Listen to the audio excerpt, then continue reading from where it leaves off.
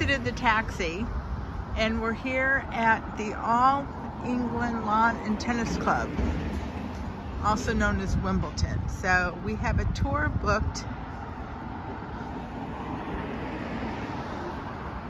and so it looks like, yeah, it says Sunday, July 10th, order of play. So they're already getting set up.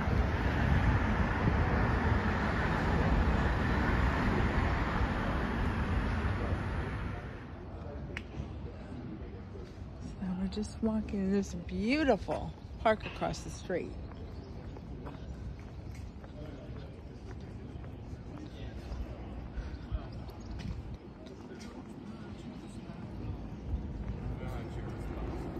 And the emails are there for both purchases.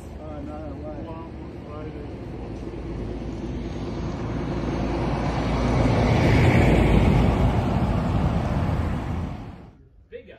It's an interesting point. Sometimes when people come out onto court number one, they say bigger. When they go out onto centre court, they sometimes say smaller. They're actually quite a similar size. Court number one is a much later build, so it's maybe a little bit more spread out. And it's also got that kind of continuous circle. So it maybe feels a little bit grander, a little bit bigger. But if I tell you how many people can sit on court number one, I will tell you exactly the score. And actually, this is what this field was kind of first known as when it came into being. So if you just look over your shoulder back into court number one, you can see that the actual court is below ground level. So when they rebuilt it in the 90s, they had to dig down to create that structure. So they had a lot of leftover earth. And this is what they did. They landscaped into the hill, which became known as Henman Hill, because at that time, late 90s, early 2000s, was when Tim Henman, our great hopeful in the UK, was trying to break the duck of men's tennis in this country at Wimbledon. So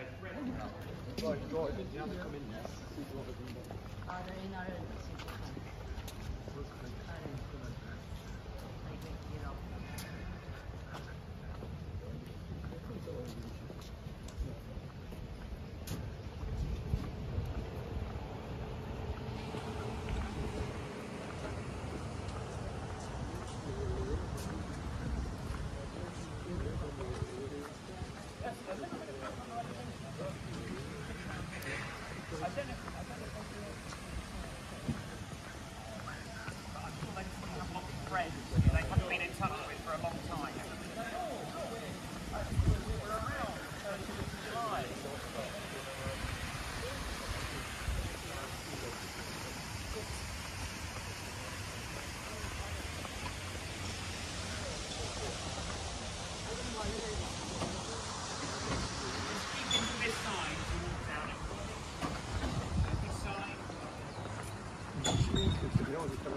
No, it's probably another court. It's probably a aggressive. Just, you know, it's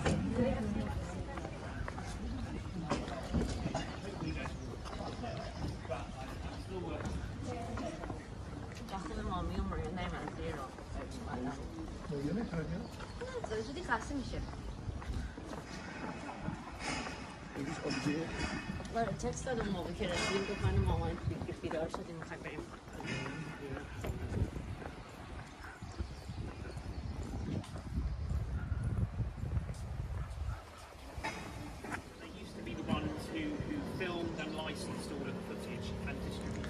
This is the media center. Now that has changed. The Wimbledon itself is the host broadcast. Since 2018, they set up Wimbledon Broadcasting Services, so they kind of hand-pick all of their teams, largely from people they were working with from the BBC, but it just gives them a great level of control. So it broadcasts Wimbledon to about 200 territories around the world. We just want to gather around this what we're in the way of the guys here.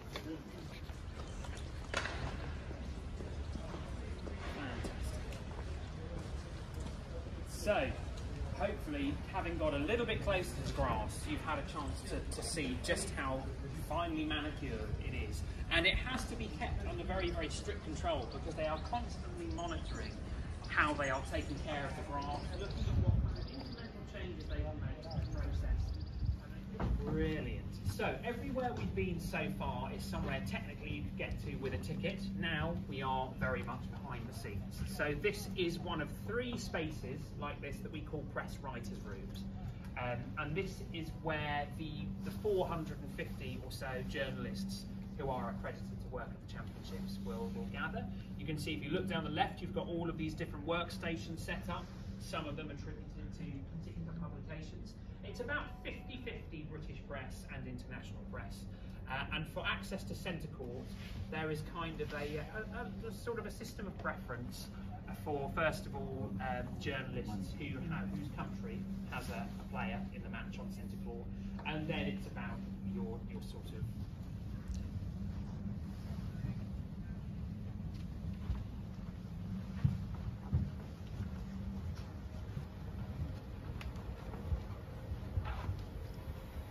reporters actually stay here during matches, or do they go to the courts? They can do either. Yeah, there's places for them which we'll see when we get to.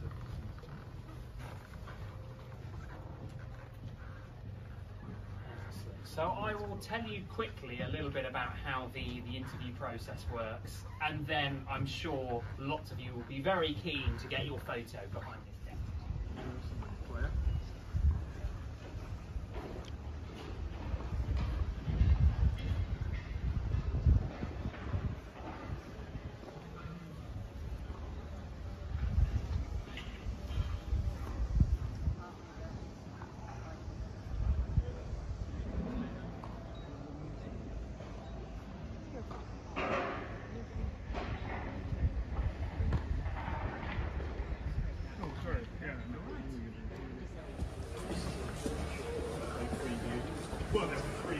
This is center court.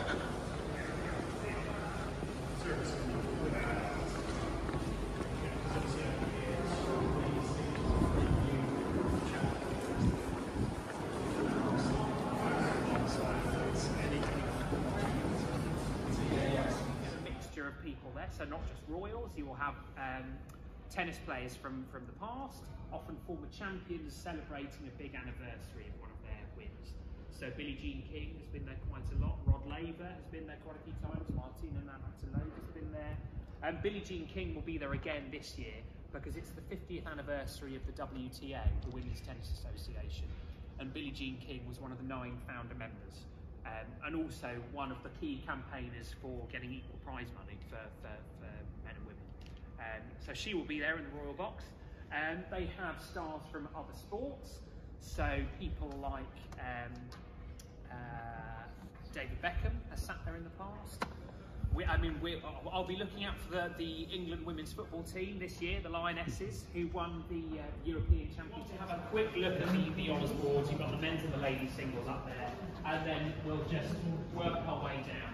Just take quick photos, and then we'll continue back to the event.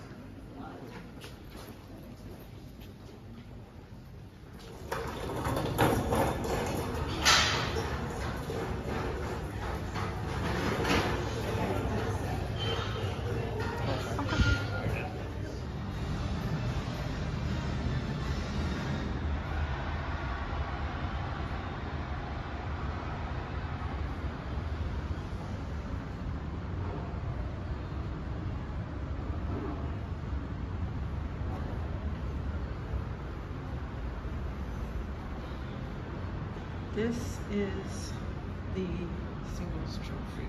This is the actual trophy. And it does not leave the grounds.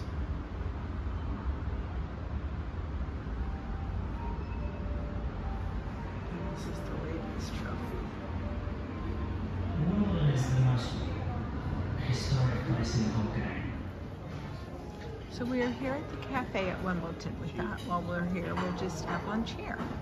And I got a coronation chicken sandwich. So I'm not really sure what else is on there other than the chicken, but it's a warm sandwich with crisps. I got crisps, cheddar and onion. So we'll see how that goes.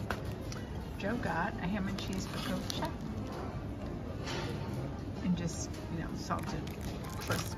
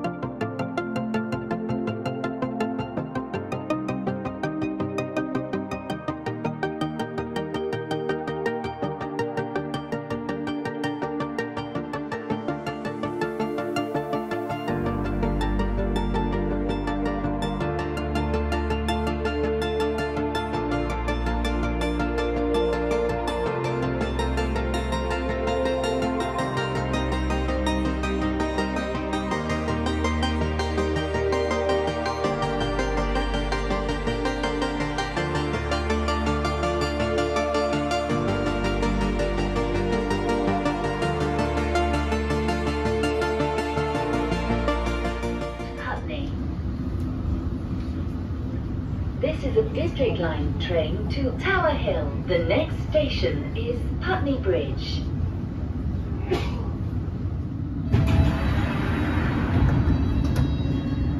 Mind the gap between the train and the platform. This is Putney Bridge. This is a District Line train to Tower Hill. The next station is Parsons Green.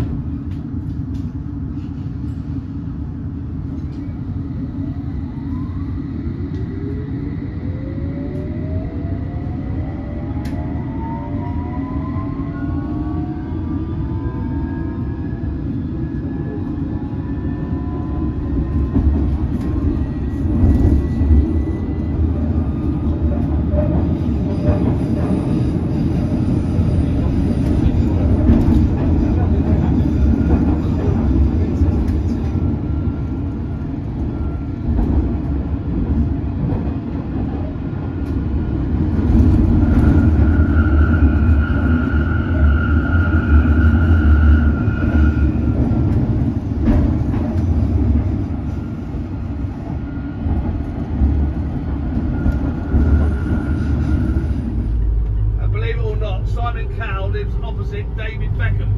Oh, really? You can look through David Beckham's window into his front room and into his kitchen. Is he doing a football club? He's doing a soccer club, isn't he? Yeah, I think Miami. Yeah, Inter Miami. Is the MLS a good standard at all, Joe, or not? I mean, it's not even close to the Premier League, I think. Yeah. But it's started to get some traction, I think, in the U.S. What's your team? Have you got a team near you? I don't really have a team. Right. But I know it's become more popular in the States. I'm going to give you Arsenal. You're going to be an Arsenal fan, mate. Is that what you want us to root for? Yay, there we go. And you've got to do that because of Stan Kroenke, you see. Exactly. So you can be big Arsenal fans, Joe.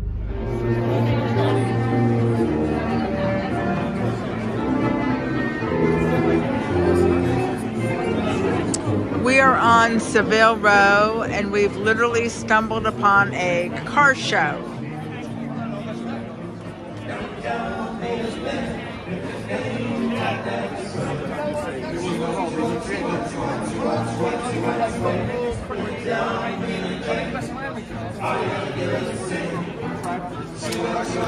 It's all right, folks? Yeah.